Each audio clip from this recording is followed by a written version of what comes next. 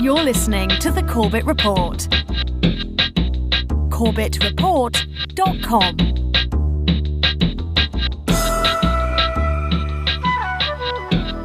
Welcome back, ladies and gentlemen. Welcome back to The Corbett Report. I am your host, James Corbett of CorbettReport.com, coming to you, as always, from the sunny climes of Western Japan, here on the 16th day of October, 2020. You're tuned into episode 387 of the Corbett Report podcast, your guide to the Great Reset. Now, I'm sure that everyone in my core audience has already at least heard of the Great Reset, but if you haven't, fret not. Today we're going to go through it in a great degree of detail, and let's start by defining our terms. Specifically, what is the Great Reset? Well, what better place to go for such a definition than straight to the horse's mouth? And in this case, the horse is Klaus Schwab, the founder and executive director of the World Economic Forum, who announced the Great Reset Initiative from the World Economic Forum in June of this year. It is obvious that we are in the midst of the most severe crisis the world has experienced since World War II. 75 years ago, countries and people came together to shape the post-war global order, which brought us decades of peace, increased global cooperation, and prosperity to hundreds of millions of people around the world. The COVID-19 crisis has shown us that our old systems are not fit anymore for the 21st century. It has laid bare the fundamental lack of social cohesion, fairness, inclusion, and equality. Now is the historical moment, the time, not only to fight severe virus, but to shape the system for the need for the post-corona era.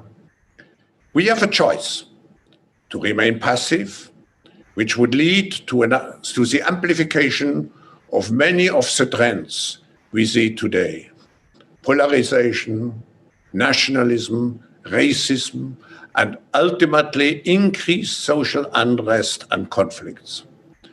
But we have another choice. We can build a new social contract, particularly integrating the next generation. We can change our behavior to be in harmony with nature again.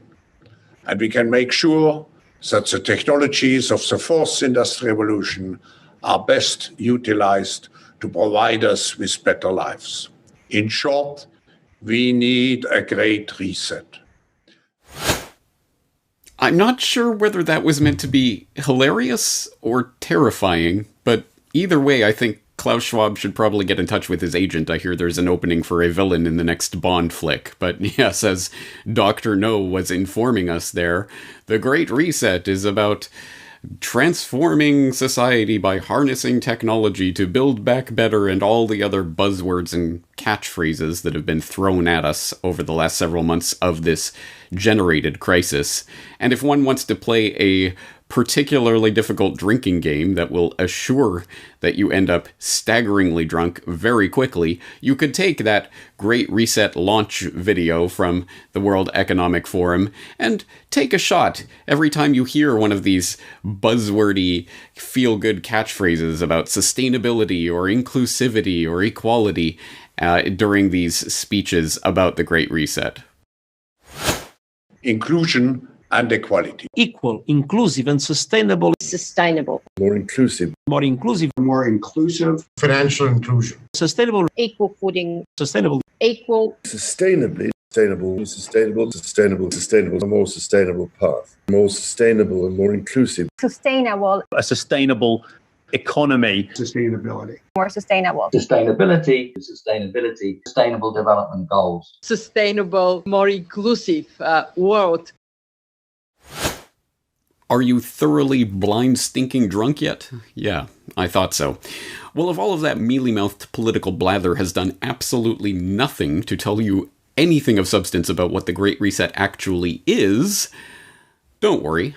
After having plowed through more of this material than any human being should ever be forced to plow through, I can summarize the Great Reset in a sentence.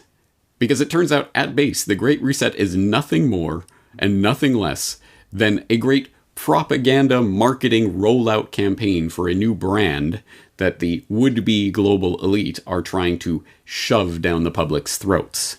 And I say that advisedly. This is essentially a marketing campaign that specifically Klaus Schwab and the World Economic Forum are attempting to orchestrate right now, but in conjunction with their various cronies in various institutions and organizations around the globalist jet-set world. And you can buy into this new brand in many different ways. You can read the Great Reset book. You can visit the Great Reset website. You can participate in the Great Reset dialogues. Asterisk, you need to have 7 or maybe 8 figures in your bank account before you can even start thinking about participating in that dialogue. But you can participate in the Great Reset dialogues. You can collect the Great Reset coronavirus plushie. Oh, no, sorry, that was Event 201. I always get that confused. But you can, as Peter Quinones pointed out in my recent conversation about the Great Reset on the Free Man Beyond the Wall podcast, you can subscribe to the Great Reset podcast. Yes, the World Economic Forum is putting out a regular podcast series talking about the various ways our world is going to be reset by the elitists. And what other podcast could you turn to, for example, to hear the likes of Skull and Bonesman John Kerry haranguing you about how your life, society, everything about the way you live and the way you interact is going to change forever? And so this is a big moment. And the World Economic Forum, the CEO capacity of the World Economic Forum is going to have to really play a front and center role in defining the reset in a way that nobody misinterprets it as just taking us back to where we were. And to what other podcast could you turn in order to be assured that the shock doctrine has had its effect and that a Stockholm Syndrome-prone public will now believe any perceived health crisis or crisis in general that they try to shove down our throats? Because of the shock that everyone has been through, with the global pandemic taking us into a completely different whole of world economic shock in a way that we've not really seen for a very, very long time, that has focused minds on how important it is to treat these big systemic threats like climate change as real. And whereas before they were kind of a theoretical thing that might happen sometime in the future, from the business end, there is a sense of businesses coming to the investor base, coming to investors like us and saying, will you back us if we do? So I am optimistic that the conversations have moved far more in the last 6 months, as I said before, than they have in the last 6 years or more. And where else could we go to learn about what a fun joy it is to live our lives by a video link up by the likes of Grover? Hello, everybody. It is I, your cute and adorable pal Grover, with a message for listeners of the Great Reset. Well, you are in luck because I know a thing or two about resetting. I reset my alarm clock every morning. But you are talking about resetting the entire world. Now that is a very big job. Well, my friend Ms. Sherry Weston and I are here to help. On Sesame Street, we know that it is very important for children to learn and play every day. And because playtime is so important, we have been thinking of ways to help children all over the world learn and play at home. At first, it was hard when nobody could go to school, and I could not visit my friends like Elmo or, well, even Oscar the Grouch. Then we learned to have video playtime, which was a lot of fun and made us feel better. Oh yeah, rest assured, the World Economic Forum and their cronies have propaganda for the whole family.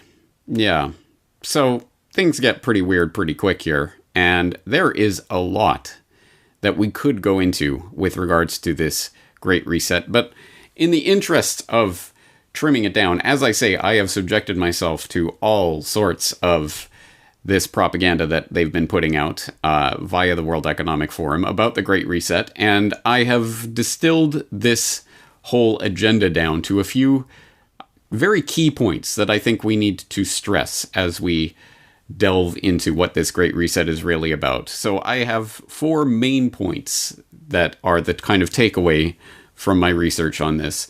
Number 1, the absolute first thing we have to keep in mind with the Great Reset is that this has nothing, absolutely nothing to do with any sort of virus or disease or anything of the sort. Nothing. Let me triple underline and put a few exclamation marks after that word. Nothing. This is not... At this point, as the Great Reset podcast, for example, has gone on, it's become less and less they're even pretending this has anything to do with COVID-19. Some of the latest podcasts might have COVID-19 in the title, but they barely even give it a mention. No, this is not about any sort of disease or virus or anything of the sort. Don't let them convince you otherwise. And I understand that most of my core audience will already know this, but I think it is important to keep this in the forefront of our consciousness as we approach this propaganda, because it is very easy to get bought in, even at a subconscious level, that, oh, there's some sort of transformational event that has taken place that is necessitating this Great Reset that they're talking about. We kind of buy in at a subconscious level just because that is the only narrative that is thrust in our face. But that is absolutely not the case. 0% does this have anything at all to do with health or any sort of perceived health crisis, ginned up, fake, or otherwise. And I think there are reasons why the Great Reset is taking place in this time frame at this moment. For example, you can go back to my podcast on Questions for Corbett, where I talked about pandemic foreknowledge, and we talked about some of the monetary and financial reasons why some sort of reset was going to be taking place in this time frame. I talked about John Titus about that, for example, talking about the Federal Reserve and the moves they were making last September that showed there were some tectonic shifts that were taking place in global financial and monetary markets that necessitated some sort of maneuver that was going to happen this year one way or another. Well, we've seen it happen, and they're using COVID-19 as the cover, but obviously that is a cover. So keep that point in mind.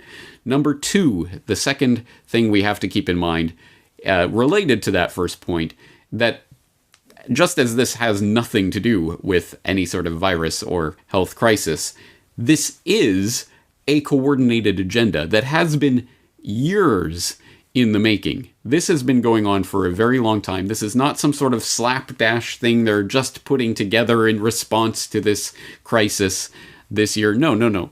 It has nothing to do with that. It is a part of a longer term agenda.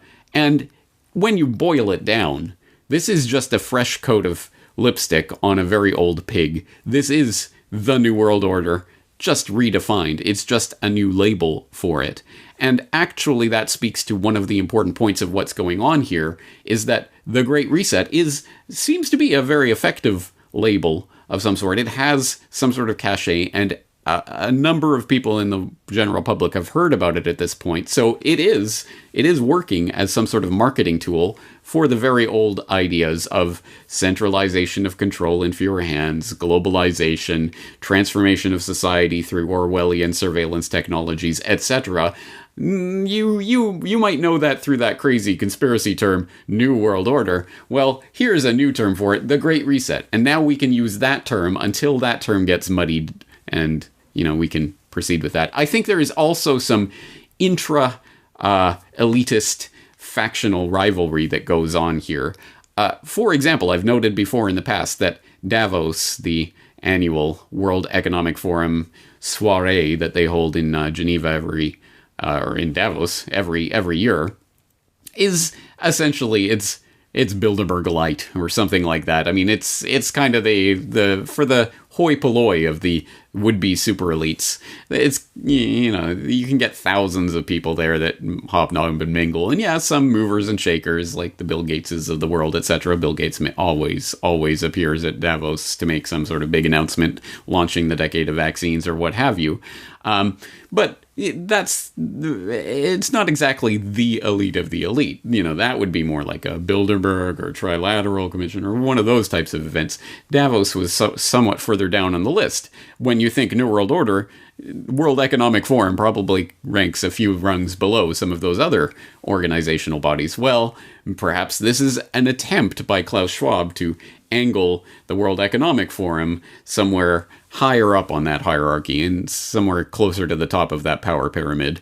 And hey, look, it's the Great Reset and the World Economic Forum is the driver behind this. So I think there is some of that intra-factional rivalry that is going on here, but it is the same agenda, more or less, and it involves a lot of the same players. Some of the key people who are being highlighted in this, of course, Klaus Schwab, but also His Royal Highness Prince Charles is all over this and is doing a number of things in conjunction with the World Economic Forum related to this Great Reset.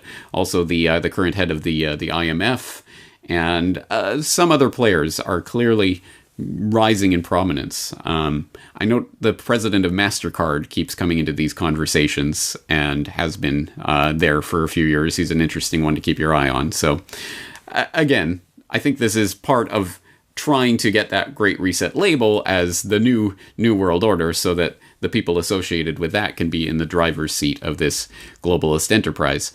The third thing that I think we need to keep in mind about this whole Great Reset agenda is that this is not, as some people were positing at the time when this generated crisis started to get kicked off several months ago, the end of globalization. No. As I've stressed over and over, this is not the end of globalization. It is its apotheosis in so many different ways. And don't take it from me, take it from Klaus Schwab and his co-author on COVID-19, The Great Reset, the book, where you can read along on the Kindle version, page 104, where he writes that in this messy new world order, defined by a shift towards multipolarity and intense competition for influence, the conflicts or tensions will no longer be driven by ideology, with the partial and limited exception of radical Islam. Of course, you got to keep the Muslim boogeyman up your sleeve. That's always, I mean, it's not like they're completely replacing the 9/11 terror paradigm. They're just eclipsing it. But spurred by nationalism and the competition for resources. If no one power can enforce order, our world will suffer from a global order deficit. Think about that, reread that sentence. If no one power can enforce order, our world will suffer from a global order deficit.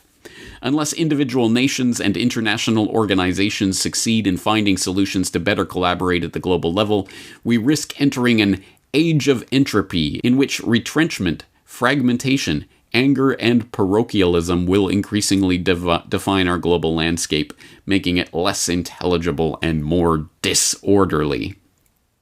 End quote. A number of revealing things from that statement. One, to note that in the globalist lexicon, in the minds of these would-be sociopathic controllers and rulers of the world, order is good. Disorder is bad. That is the way that they see the world. Order. We must have order in order to have our global world order. I mean, it's in the name. You can't have a global world order without order.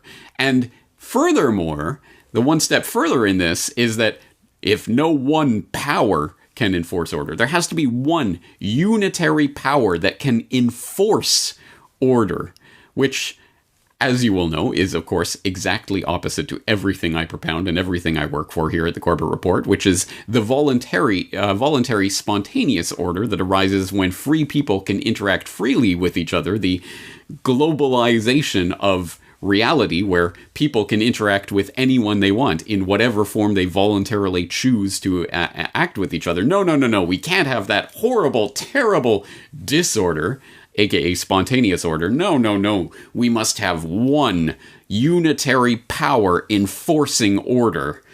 And hey, how about the World Economic Forum? Anyway, I think that's a very revealing statement, but it goes to show that no, they're going to use this crisis to increase the pressure for globalization, global cooperation. Oh, yes, we still... he goes on in a different passage to talk about how, well, nation states are the basis for globalization. We need nation states so that we have these big troughs that can then congregate and cooperate together through the United Nations and other organizations. They're two sides of the same coin, which is in fact actually what I've always argued, that nationalism and globalism are two sides of the same coin. It is getting people to subsume their identity in some sort of vague amorphous collective, worship this flag, and then just change the flag, and now instead of your national flag, now it's the UN flag. Continue worshiping the flag, and people can continue along as if almost nothing has changed. Globalism and nationalism are two buttresses that are holding up the structure of this world order, and that's why it's so important to them. So this is not the end of globalization. There will be changes in terms of geopolitical order, etc., but this is, as I say, the apotheosis of globalism. This is its absolute pinnacle. And the fourth takeaway that we have to take generally from all of this is that this Great Reset, this process, this isn't meant to end. They are not planning this with some sort of end goal in mind per se, or at the very least, certainly not the one that they are ostensibly giving. Because remember, this is the Great Reset in response to COVID-19. So surely when COVID-19 is solved through therapeutics or vaccines, yes, when the vaccines are rolled out and we all get the vaccine and everybody's fine and COVID-19 is no more, then everything will go away. A Great Reset will stop. We'll be okay. We'll be all right at that point, right? No, of course not. Again, explicitly, they are not doing this with that kind of end goal in mind. And the people who still continue to believe in the phony, ridiculous ritual of voting and selections as this is what transforms society, no. I hate to break it to you, but whatever happens in the phony baloney selection cycle in the United States in November, no matter what Team Coke or Team Pepsi gets into power, this Great Reset is not coming to an end either. So it is important, again, to keep this in the forefront of our mind, to understand that this is, again, not some sort of slapdash effort or some sort of all hot air. This is a multi-billion, perhaps ultimately, in the long run, multi-trillion-dollar technological infrastructure that is being laid down right now on the back and in the name of this ginned up crisis, but really, as I say, with nothing to do with that crisis. This is a technological infrastructure for creating that world order that is being laid down right now. They are not laying that down so that they can all tear it all up once everyone gets vaccinated, as if that's the end goal here. No, this is part, as I've posited, and as I went through in great detail in COVID-9/11, from Homeland Security to biosecurity, there is a new form of governance that is being put into place right now, biosecurity, and that will be the fig leaf that they are using to bring in the total,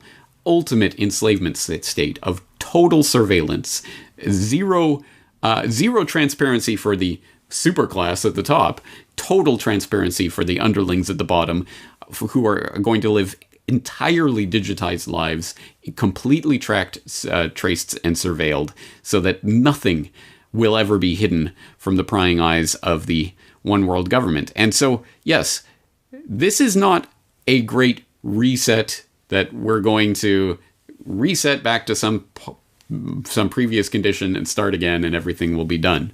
No. In fact, specifically, they say over and over, the Great Reset is that, again, that's just a brand name. And like most brand names, it means nothing in terms of what is the product that is actually being sold.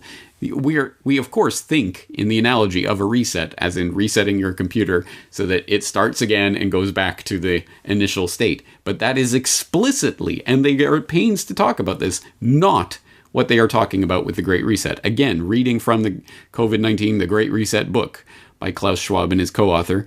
When confronted with it, some industry leaders and senior executives may be tempted to equate reset with restart, hoping to go back to the old normal and restore what worked in the past. Traditions, tested procedures, and familiar ways of doing things. In short, a return to business as usual. This won't happen because it can't happen. For the most part, business as usual died from, or at the very least was infected by, COVID-19. So, no. Reset, again, is just a brand name, and it does not imply some sort of restart or that we're going back to some initial condition. It is essentially a transformation. That is the key word, and the one that if they were being a little bit more honest in their marketing campaign, they would use. This isn't the Great Reset, this is the Great Transformation, or at least the attempt to roll that out on the public. So let's look at that word a little bit more and what that really means, and if only there were some way to visualize what this transformation looks like. Oh, there is. It's called the COVID-19 Transformation Map, which is available from the World Economic Forum's website. I will, of course, throw the link into the show notes so that you can go and visit it yourself. And when you do, you will see that there is this spaghetti graph where all these different concepts are related to all these other different concepts, and it shows you the lines and how these different things affect each other.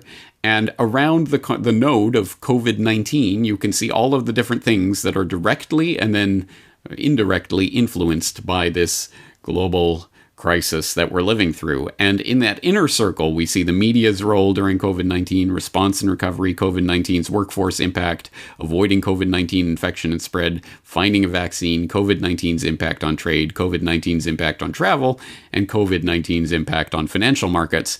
But then in the larger ring, you see all of these different areas that are in some way affected by these COVID-19 wrought transformations, like transformation of behavioral science, or inclusive design, international security, institutional investors, oil and gas, private investors, US, geopolitics, aerospace, Switzerland, migration, European Union.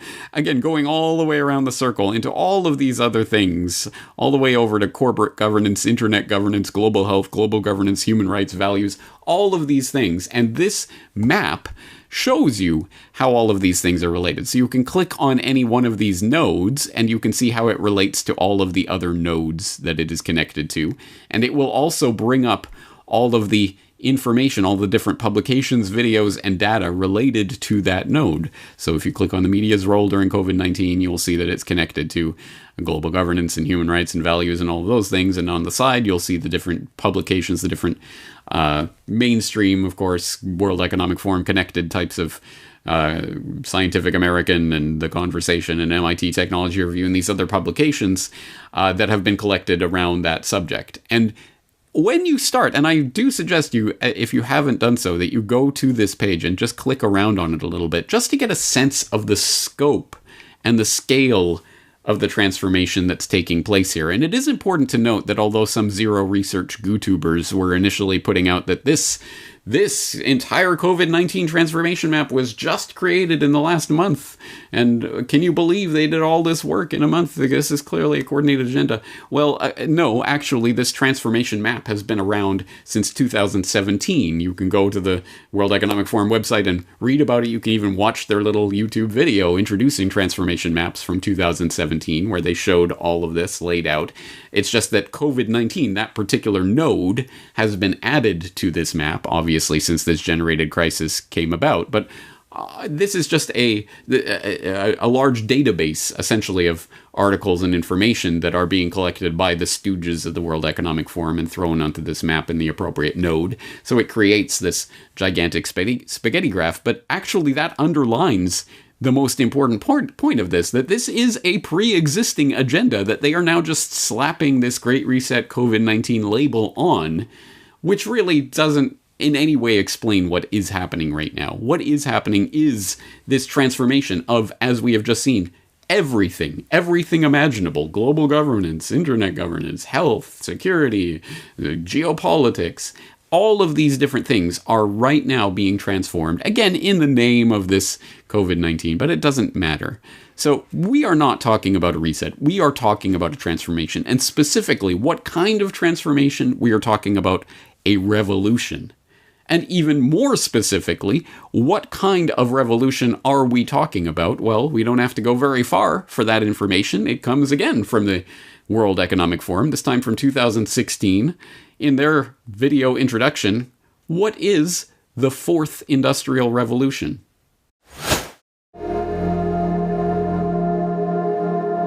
The original Industrial Revolution was driven by the discovery that you could use steam engines to do all kinds of interesting things. But that was followed by additional revolutions for electricity and computers and communications technology. We're now in the early stages of the fourth industrial revolution, which is bringing together digital, physical, and biological systems. One of the features of this fourth industrial revolution is that it doesn't change what we are doing, but it changes us.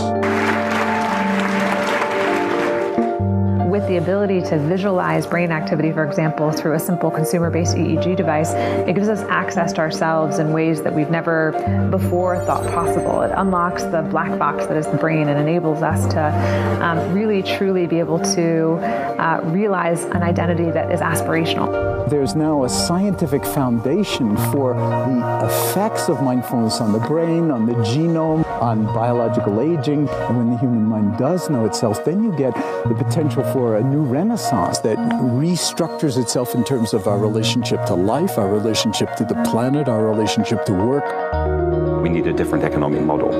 And by that I don't mean capitalism versus communism. What I'm talking about is a shift in the system along the lines of the two big changes that happened in the 20th century, Keynesianism, with a much greater focus on health and education and the role of government working with business, and then a reaction against that in late century to neoliberalism, where the focus was on free markets, freedom of the individual, and getting governments out of the way. We need a shift to a new system that will allow us to meet the basic needs of every human on the planet, that will live within planetary means, that will be fairer, and that will be focused as its key goal, not on growth per se, but on maximizing human well-being. And history tells us that a values shift is triggered by creation of a new story about how we want to live. Well, I know my core audience will already understand what is being presented here, but for the newer people in the audience and others who are just tuning in, let's spell it out. What they are talking about when they're talking about creating a new economic system around this idea of technology and merging with the machines and creating a better society for everyone, behind all of that mealy-mouthed propaganda is a simple truth that this new quote-unquote economic framework that they are looking for, it has in fact already been articulated and advocated for by people in powerful positions for at least the last 90 years, going on 100. It is called technocracy. And again, I know that my regular audience will already be familiar with technocracy, what it is, where it came from, its history, and how it is going to develop in the 21st century. But once again, for people who are not familiar with that story, I will ask you to go back and watch or rewatch Why Big Oil Conquered the World, where I did flesh that out in a great degree of detail about what technocracy is, where it came from, the actual historical movement that was founded by the likes of M. King Hubbard, working with his charlatan friends, just crafting a new economic system that would be based on exactly the types of principles that are being snuck in the back door through World Economic Forum propaganda like that, which, again, sounds great. Of course, it's going to be governments that are going to use technology and harness this new potential to move us into the brave new world future where all our needs will be taken care of. This isn't communism, this isn't capitalism, this isn't Keynesianism or free marketism. It's something different, it's something new, it's technocracy, which, of course, is explicitly what they're advocating for. Centralized control in the hands of a technocratic elite who will be able to program the computers to run the systems that will distribute goods to the people that need them. It'll be a resource-based economy, etc., etc. Stop me if you've heard this before, which you absolutely have. But now it's being called the Fourth Industrial Revolution, and it's being packaged as if it's something new. So I posit that exactly like the Great Reset is just a rebrand of the New World Order, and one that Klaus Schwab and his cronies are forwarding because it would put them in the driver's seat. Again, Fourth Industrial Revolution is just a rebranding of technocracy and takes all of those same ideas, melds it to transhumanism and some of the 21st century types of technologies that weren't available when technocracy proper was initially formed back in the 1930s, but it's the same It's the same old dross, let's put it that way. Now, my mind boggles at trying to really encapsulate what this means in terms of the Great Reset and where we're going from here, because it cannot be stressed enough. I cannot underline this enough, that this really is a transformation not just of every aspect of what it is that we do and how we exist on this earth, from business and economy and environment to geopolitics to education, everything, society itself. It is actually a transformation of what it means to be human that is on the table right now and coming into view, not on the back of some random quack on the street corner or some charlatan in some no-name corner of academia somewhere. No, these are the richest, most powerful people conspiring openly, an open conspiracy to bring about this transformation of humanity. So I will posit there are many different ways that we can look at this and get a grasp on it in those specific areas of the economy or education or what have you. But first, I think we need that 20,000-foot overview to really understand just how fundamental this change is and how seriously these very rich and powerful people are taking it. And in order to get a better understanding of that, I guess we could turn back to the 2016 book in which Klaus Schwab and his co-author introduced this idea of the Fourth Industrial Revolution, which was, again, part of a big rollout that the World Economic Forum had at the time. You might have missed it because the WEF wasn't quite in the same driver's seat that it's in now in 2016. But if you need to get caught up on that agenda, well, you can, of course, go back to the source material, or you can take a pretty detailed summary that was posted up to Off Guardian just this past week on October 12th by Winter Oak, called Klaus Schwab and His Great Fascist Reset. And although I think there are some issues I would have with the overall framing of this argument, it does get into the specifics of what Klaus Schwab is saying and the context and what it really means. So in this article, Winter Oak writes, Schwab waxes lyrical about the 4IR, Fourth Industrial Revolution, which he insists is unlike anything humankind has experienced before. He gushes, quote, consider the unlimited possibilities of having billions of people connected by mobile devices, giving rise to unprecedented processing power, storage capabilities, and knowledge access. Or think about the staggering confluence of emerging technology breakthroughs covering wide-ranging fields such as artificial intelligence, AI, robotics, the Internet of Things, IoT, autonomous vehicles, 3D printing, nanotechnology, biotechnology, material science, energy storage, and quantum computing, to name a few. Many of these innovations are in their infancy, but they are already reaching an inflection point in their development as they build on and amplify each other in a fusion of technologies across the physical, digital, and biological worlds. He also looks forward to more online education involving the use of virtual and augmented reality to dramatically improve educational outcomes, to sensors installed in homes, clothes and accessories, cities, transport and energy networks, and to smart cities with their all-important data platforms. All things will be smart and connected to the internet, says Schwab, and this will extend to animals, as sensors wired in cattle can communicate to each other through a mobile phone network. He loves the idea of smart cell factories, which could enable the accelerated generation of vaccines and big data technologies. These, he assures us, will deliver new and innovative ways to service citizens and customers, and we will have to stop objecting to businesses profiting from harnessing and selling information about every aspect of our personal lives.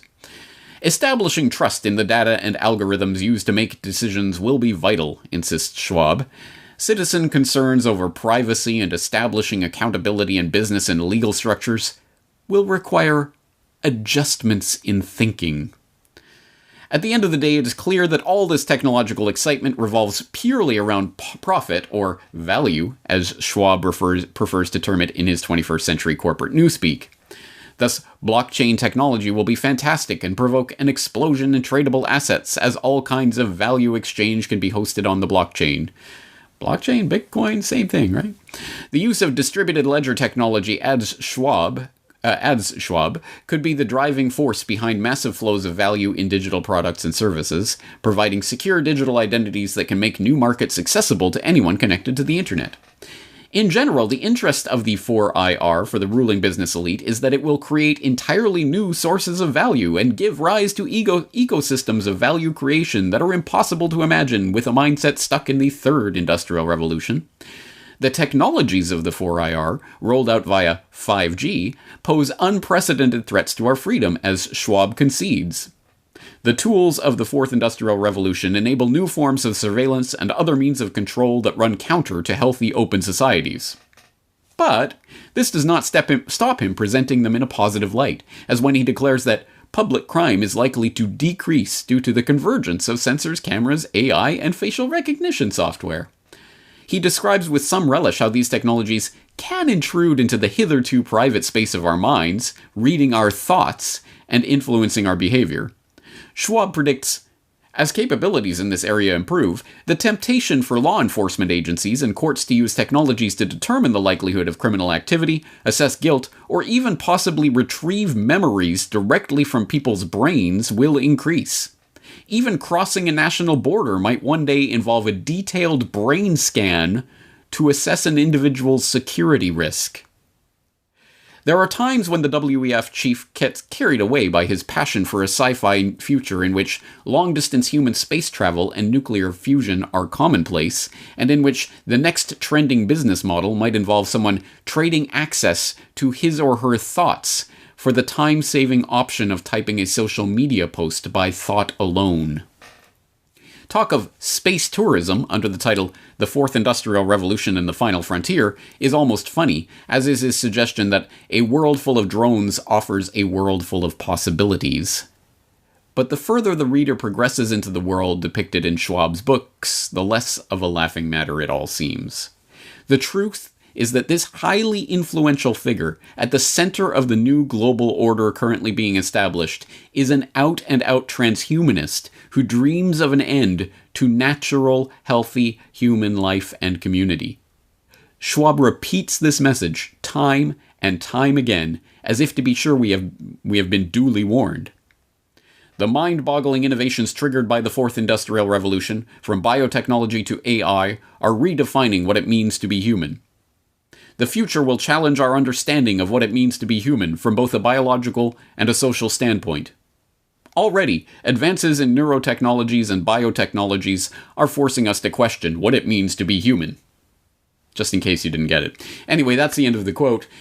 I would encourage you to go read through that full article, and if you can stomach it, start going through Klaus Schwab's previous writings about the Fourth Industrial Revolution, including his book on the subject. But I think you're starting to get the sense.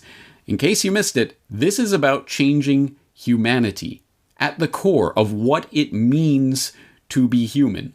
So as you can imagine, the knock-on effects from this are not just manifold, it's everything about who we are, our society, the way it's structured, the way we interact with other people in every respect is being altered forever on the basis of this great reset that is being actively and openly conspired on by some of the richest and most influential people on the planet. But don't worry, they will have no shortage of feel-good buzzword catchphrases about environmental responsibility and sustainability and equality and inclusion and all of the other catchphrases that we've been taught, to clap like trained seals when we hear them without thinking for one moment what they are actually talking about here. Oh yeah, international travel, you'll probably have to have brain scans to determine if you're a security threat risk, but whatever. Anyway, moving right along. It'll be so great because you'll be able to post things to social media via your thoughts. But then again, what if you have a censored thought that the social media won't allow you to post? Maybe you'll get a visit from the thought police. Literally talking about things that have always been portrayed as sci-fi dystopian madness is being actively promoted out in the open now. No attempt to hide this. This is not some sort of dingy, dark corner of a rumor about some sort of global conspiracy. Here it is, in black and white. And anyone who is not paying attention to this and not taking it seriously is ultimately not on the field of battle in terms of the ultimate battle for the future of the human species. I cannot stress enough how important this is. So in an attempt to just throw out some of the ideas and concepts of the ways in which this is going to utterly transform everything about our lives in the coming years, if these people get their way, I'll turn to a number of sources. First, let's look at a surprisingly interesting and perhaps tipping the hand more than intended article from the Financial Times. Yes, the Financial Times, by Yuval Noah Harari, called The World After Coronavirus, which goes into a great degree of detail the incredible invasions of privacy that are on the table as a result of this hysteria. And just reading from one part talking about the types of surveillance that are going to be possible in the future, Harari writes, quote, "One of the problems we face in working out where we stand on surveillance is that none of us know exactly how we are being surveilled and what the coming years might bring. Surveillance technology is developing at breakneck speed, and what seemed science fiction 10 years ago is today old news. As a thought experiment, consider a hypothetical government that demands that every citizen wears a biometric bracelet that monitors body temperature and heart rate 24 hours a day. The resulting data is hoarded and analyzed by government algorithms. The algorithms will know that you are sick even before you know it, and they will also know where you have been and who you have met. The chains of infection could be drastically shortened and even cut altogether. Such a system could arguably stop the epidemic in its tracks within days. Sounds wonderful, right? The downside is, of course, that this would give legitimacy to a terrifying new surveillance system. If you know, for example, that I clicked on a Fox News link rather than a CNN link, that can teach you something about my political views and perhaps even my personality. But if you can monitor what happens to my body temperature, blood pressure, and heart rate as I watch the video clip, you can learn what makes me laugh, what makes me cry, and what makes me really, really angry. It is crucial to remember that anger, joy, boredom, and love are biological phenomena, just like fever and a cough.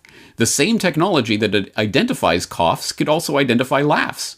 If corporations and governments start harvesting our biometric data en masse, they can get to know us far better than we know ourselves, and they can then not just predict our feelings, but also manipulate our feelings and sell us anything they want, be it a product or a politician. Biometric monitoring would make Cambridge Analytica's data hacking tactics look like something from the Stone Age.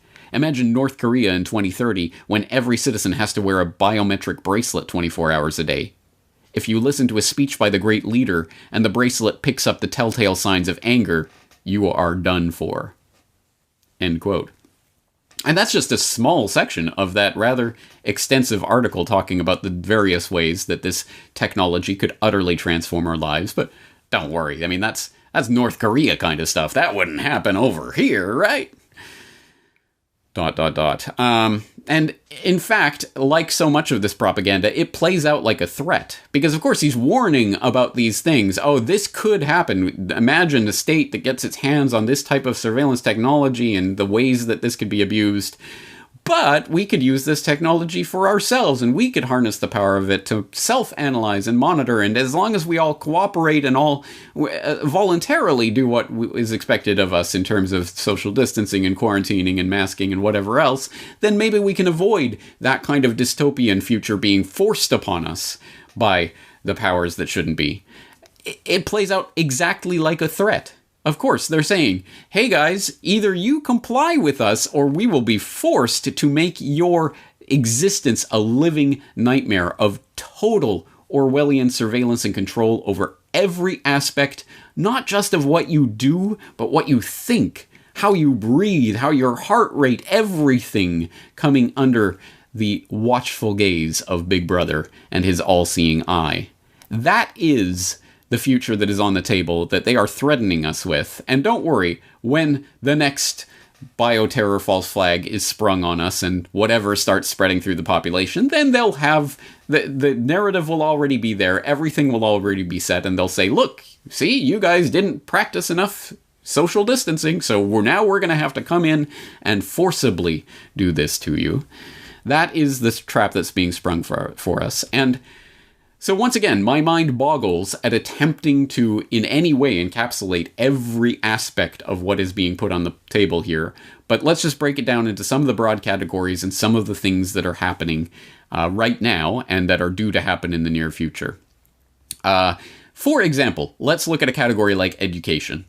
Now, when you take everything and make it digital, then you are automatically making it immediately censorable from a distance, and not even necessarily by a human. Just an algorithm can detect wrong thought or wrong speech here or there and shut it down at the source. And we are, of course, living through that as I record this. Another GooTube purge is taking place. If only someone had warned us that YouTube might censor people. Oh, I never thought of that. Oh, well. It is happening right now, and as an example that I cited in my interview on The Great Reset with Pete Quinones last week, I talked about the case of a speaker at San Francisco State University invited by one of the university's groups to talk at a virtual lecture that was taking place, but there was protest. Oh, a Palestinian, so the Israeli lobby rallied, and there were Fox News articles written in protest, and it was canceled. It was deplatformed. Not even by the university, but by Zoom, by Facebook, by YouTube. The platforms themselves shut down the ability for an invited speaker to speak at a university event. And now it doesn't involve, we know a few years ago, cancel culture involved people physically going to these lectures and pulling the fire alarm and stopping people from speaking because, oh my God, I can't listen to ideas that I don't agree with.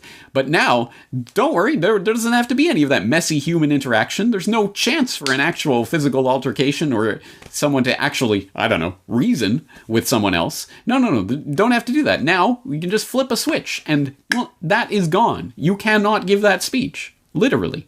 So that's one aspect of this, and it was encapsulated in an insightful comment that was left on that Great Reset video with Pete Quinones on Odysee.com, which is the sort of web platform for the library protocol, LBRY. You'll know about that if you follow my work. If not, I'll leave a link to talk more about what that is. But on Odysee, the Odysee video version of that Great Reset talk that I had with Pete Quinones, Uncle Franco left the comment, at the very least, the Fourth Industrial Revolution will place the robber barons in between every human interaction. This gives the robber barons a fee for every interaction and the power to approve or deny every human interaction. It is every human's duty to prevent this infrastructure to gain government monopoly status and universal public acceptance. Undermine everyone who is part of the robber baron class. If they sell eggs, smash them or make them unable to sell them. Keep them up at night. Let your dog urinate on their lawn, and so on and so on. Never surrender. Once you begin to fight back, your life will have meaning. Try a small gesture today and see how great it feels, or not. The choice is yours. Someone gets it. Here's one of those conspiracy theorists. Oh, yay, I just used that word. Now that completely undermines everything he said. Yay, he's a conspiracy theorist. See how good that feels? Yay. It is. It's crazy, crackpot, tinfoil hat conspiracy nonsense to talk about that. Robber barons. Oh, I bet you're talking about the robber barons of our day and age, like Bill Gates. Are you saying that, they're going to put Bill Gates in charge of educating America's children? Really? Oh. Wait, yeah, I'm getting word. Yeah, that's exactly what is happening. Well, let's take this experience and really learn how we can do differently and better with our education system in terms of technology and virtual education, etc. And that's something we're actively working on through this process. So it's not about just reopening schools. When we are reopening schools, let's open a better school. And let's open a smarter education system.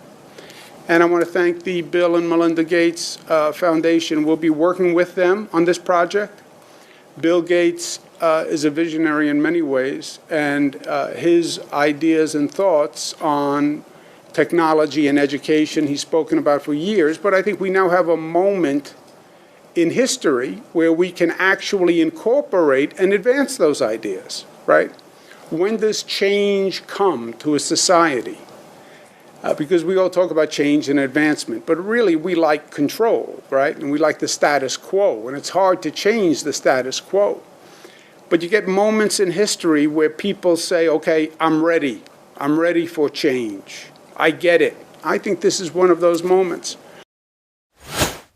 Oh yeah, literally. The Bill and Melinda Gates Foundation is going to be working with the state of New York to reimagine education for this brave new digital technological world where all learning will be virtual, or at least a good proportion of it. And, well, we need the technology to better educate the youth of tomorrow. And for those who don't know, maybe you don't know because I didn't even have time to include this aspect of the Bill and Melinda Gates Foundation agenda in my 2-hour Who is Bill Gates documentary, but in fact, the main focus area for the Bill and Melinda Gates Foundation in the US domestically is education. It is in fact something that the foundation has been deeply dedicated to and invested in for decades at this point, looking at how better to implement technological controls in the classroom, monitoring of classroom and student performance and teacher performance and evaluation metrics, etc., in order to better educate the youth of tomorrow. Yes, this is happening, and you better believe it's not just going to be New York State that's going to be partnering up with Bill and Melinda Gates and their ilk for this purpose of better integrating technology into the virtual classroom. In fact, that takes many different forms, and we may have joked and laughed earlier about the ridiculous appearance of Grover on the Great Reset podcast. You may be wondering what that was all about. Well, actually, that leads into a segment with Sesame Street's president of Social Impact and Philanthropy, Sherry Weston, talking about the Sesame Street program and its work around the world in various different countries and cultures, trying to impart these types of ideas about hand washing and other hygiene kind of things that we can impart to children. And oh yeah, completely reimagining the social fabric of various countries like Afghanistan and Pakistan and other places. She talks openly about the social engineering that they engage in to change people's minds in those countries, not just the children, who are obviously the direct target audience, but also the parents. And they talk about how they can manipulate and change parents' opinions. And of course, it's all for good things. It's, getting people in Afghanistan or Pakistan to accept women and girls going to school and that kind of thing. Yay, yeah, we can all get behind that. ... And what else? What else can they put into this messaging that will suddenly become this social fabric changing idea that gets embedded with harmless children's programming?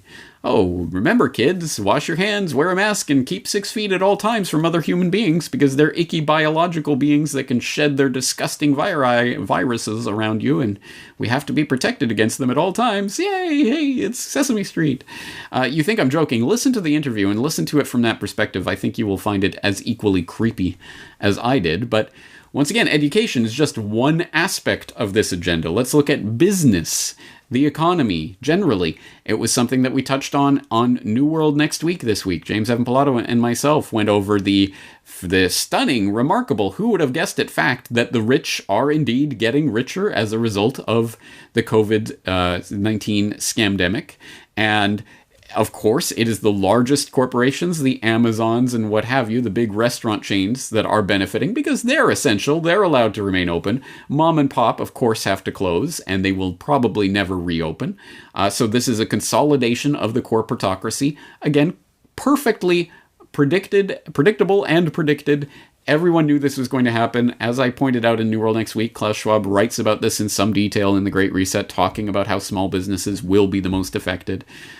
So again, this is part of the plan for consolidation and centralization of power. Stop me if you've heard this. Another key aspect of the way this is going to play into the business environment, the automation of the workforce through these types of technologies, not just the blue-collar jobs, but the white-collar jobs too. And a large section of the workforce is going to be increasingly automated out of work. And so what does that mean? When suddenly it's not just 5% or 10% or even 20% unemployment, but when we're looking at 50% of the workforce that can't find meaningful work, what are you going to do then? Well, there's only one option. Well, we just have to take it to the next level and have some sort of UBI. And you will know from this podcast and the previous work that I've done on the Corona World Order and on the Greatest Depression and things like this, that of course the digital dollar, the Fed coin is waiting in the wings, literally FedCoin, digital dollar, your wallet that you'll get that will be tied directly to the Federal Reserve, so they can pump their stimulus money in at first, which will eventually morph into some sort of UBI, which will eventually be tied to your social credit and your vaccination certification and all of that. Again, I've detailed this in the past. We will be going through that more in the future. Other aspects of the business transformation surround all the kind of buzzword ideas that the World Economic Forum specifically has been pumping for the last several years. Stakeholder capitalism.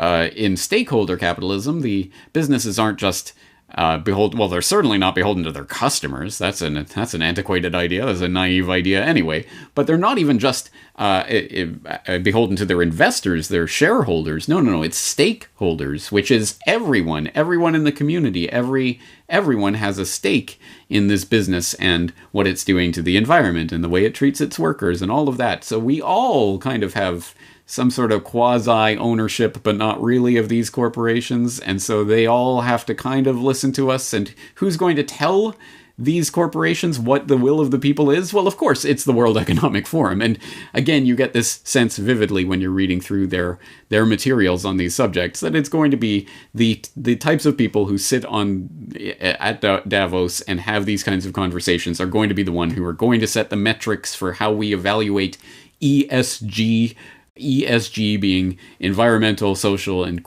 governance responsibility, which is now a key part of what every business will have to do. And of course, again, it sounds so great. Yes, we want to take care of the environment. We want to be socially responsible. We want to be governed properly. What does that mean exactly? How do we measure that? And how do we comply with that? Oh, here's this 14,000 page text that's going to be, you're going to have teams of compliance officers to sort through. Don't worry. The big corporations will have their billion-dollar law firms that will be able to devote however many man-hours it takes to sort through all of this and comply and go jump through all the hoops.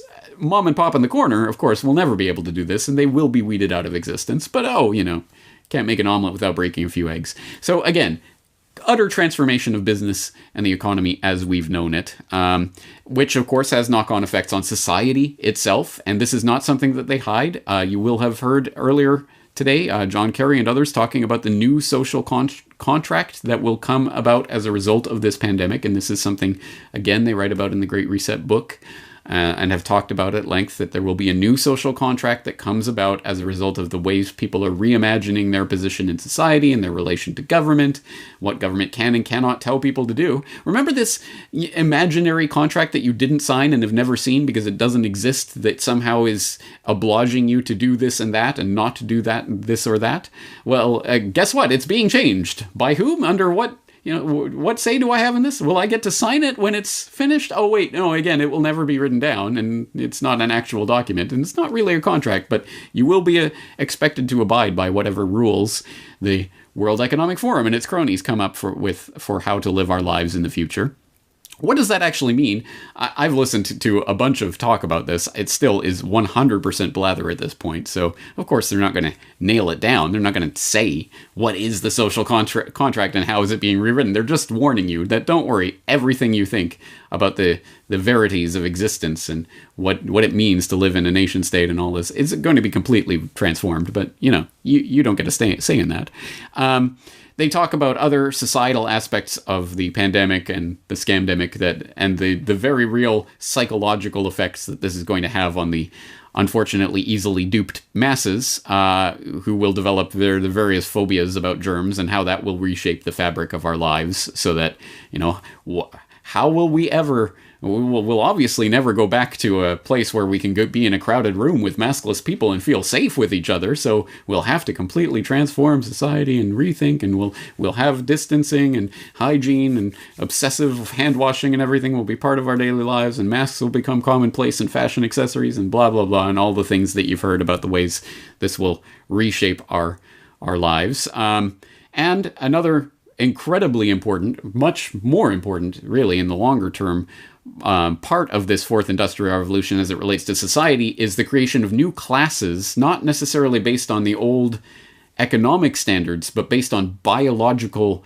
differences that will take place as a result of the upgrades that are coming, the brain chips and what have you. And this has been talked about for a number of years by bioethicists and the like, talking about the gen rich and the gen poor, as in people who get the genetic engineering enhancements and thus are these superior human beings, will essentially be lord-like, almost godlike, compared to the lowly biological humans, that the Terrans, as they say, that inhabit this planet. Well, we're going off-world and we're going to merge with the machines. So ultimately, it's not just gen-rich and gen-poor, it's transhumanist-rich, transhumanist-poor. And again, they're talking about the creation of this new natural hierarchy that will take place as a result of this. So again, complete, utter transformation of everything you've ever known about society and how it functions. Geopolitically, of course, everything's on the table. One specific chapter in the Great Reset book focuses on the question of which power will ultimately win out as a result of this great crisis, this generated crisis.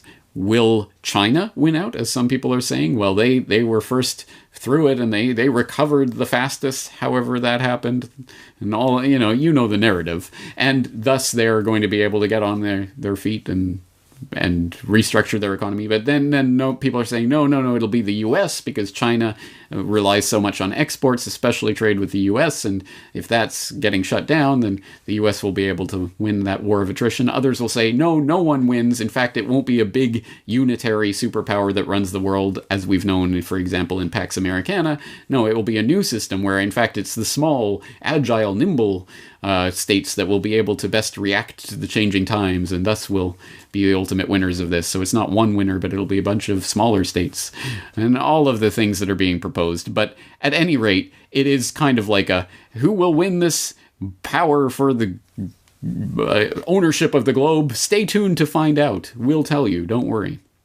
Another aspect of the geopolitical fights that are taking place right now was explored on a very recent edition of the Great Reset podcast, where they were talking about different forms of globalization. Not that globalization is dead, as we said. No, this is just the next stage of it. But what will that next stage look like? And they talked about concepts like gated globalization, where you will have groups of countries that with similar outlooks, with similar agendas and ideologies, and similar approaches to the scamdemic, who will band together and form these closed-off global trading partners.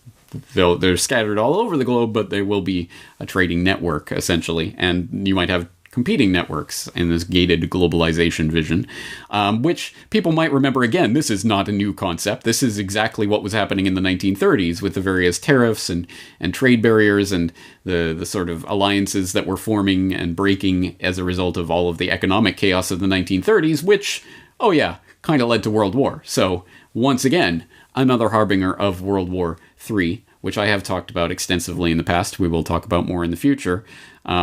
Again, that's on the table. Again, I cannot possibly encapsulate in this one podcast all of the various ways that this is all changing, but I guess that boils down to the bottom line of this entire exploration. One, this is a transformation, not just of business or economy or society or geopolitics, but everything all at once. It is in fact a transformation of humanity itself. It has nothing to do with any virus or any disease. It is a pre-planned agenda that is being rolled out now under a new guise, with a new name, with a new brand, to sell the same old swill to the public of control in a very few elite technocratic class hands, and that they will, don't worry, shape everything for our best interest. I mean, did you hear how many times they said equality and inclusivity and sustainability? They must have our best interests in mind, right? It is a conspiracy. It is an open conspiracy, but it is a conspiracy nonetheless.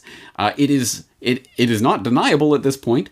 I will, of course, as always, have the source documents, the things that I'm reading from, all linked up in the show notes. There will be lots of show notes for today's episode that I invite you, exhort you even, to explore at your own leisure, because, once again, this is an open conspiracy. It touches on every aspect of your life from here on forward will be under this process of transformation. And as our good old friend, what was it, Uncle Frank?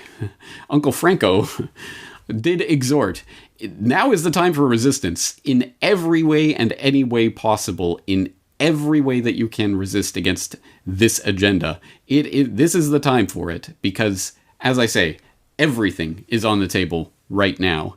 As I say, this touches on everything, literally everything. And you saw my Corona World Order podcast earlier this year and the other work that I've done. This is everything that I've been warning about since the Corbett Report started, all happening all at once, all converging on this idea of the Great Reset, or whatever you call it. Again, the Great Reset, let's not focus entirely on that particular manifestation of this idea, because like New World Order or whatever else they're going to call it next week, it's just a label that they can slap on the same package of ideas. And the World Economic Forum, of course, in the super class structure, just vying for its place at the table. No, you see, we're setting the agenda we're rolling out this new global brand for the New World Order, and everyone's talking about the Great Reset. So don't focus all of your attention and firepower on the Great Reset per se, but on the ideas underlining it, which, of course, line up with everything that the technocratic ruling would-be elite, the elitists, have been trying to urge us into for a very long time. Having said all of that, again, this is an ongoing exploration. I cannot possibly encapsulate it all in this podcast. In some ways, it's everything that I've been talking about for the previous 13 years, and hopefully will be talking about for the next 50 years. Unless we do actually derail this agenda in some incredibly substantive way. But it's going to take all of our firepower immediately, in the InfoWar, of course. Having said that, I think we're going to wrap it up for today. As I say, there's so much information to go through. Please go to the show notes at CorbettReport.com and avail yourself of the many, many sources, documents, and resources that will be there at CorbettReport.com/Great Reset. That is the link to go directly to the show notes for today's episode. I am James Corbett of CorbettReport.com, humbly asking you to join me again next time.